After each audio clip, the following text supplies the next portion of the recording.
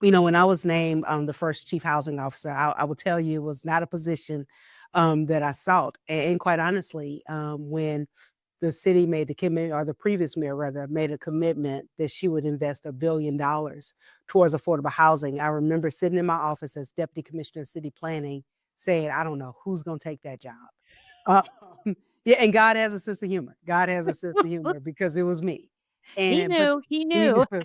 But it was literally probably one of the most pivotal points in my trajectory, and it really gave me an opportunity to understand the importance between authority and influence.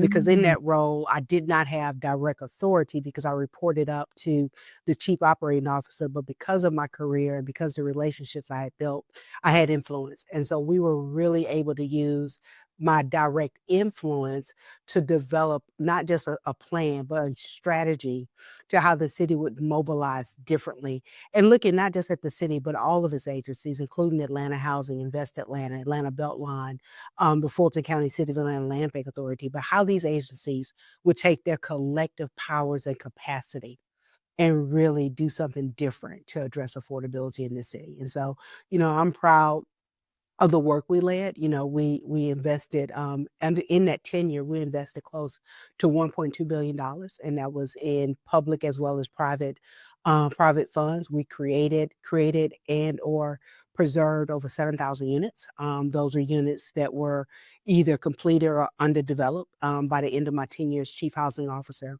And we also were able to set forth policy initiatives that I believe, quite honestly, has helped on the trajectory that we're on today.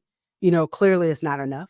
We are still, as a city, as a country, fighting a crisis that, quite honestly, is in front of us and running faster than we are. But it definitely was a huge down payment